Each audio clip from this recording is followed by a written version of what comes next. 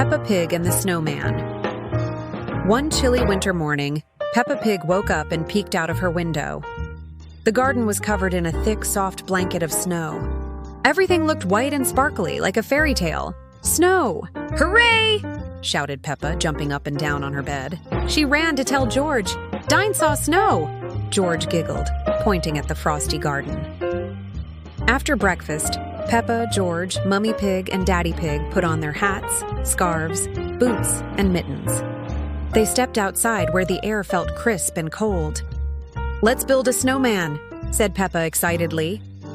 Peppa rolled a big snowball across the garden until it grew bigger and bigger. "This will be the snowman's tummy," she said proudly. George made a smaller snowball and placed it on top. "Head!" he squeaked happily. Mummy Pig found a carrot in the kitchen for the nose, while Daddy Pig brought 2 shiny buttons for the eyes. Peppa added some stones for the mouth, making a wide, cheerful smile. George stuck 2 twigs into the sides for arms. "Our snowman looks wonderful," said Peppa, but something was missing. "He needs a scarf," Peppa decided. She ran inside and found an old stripy scarf. She carefully tied it around the snowman's neck. Now he looked very smart indeed. "Hello, Mr. Snowman," said Peppa. "Would you like to play?"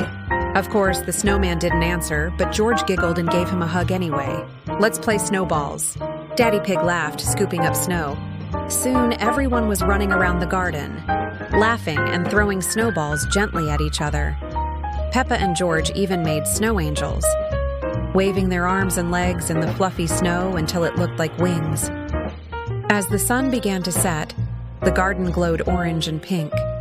Peppa looked at Mr. Snowman standing proudly in his scarf, smiling at the family. "Today was the best snowy day ever," said Peppa happily. George nodded, yawning. "Best!"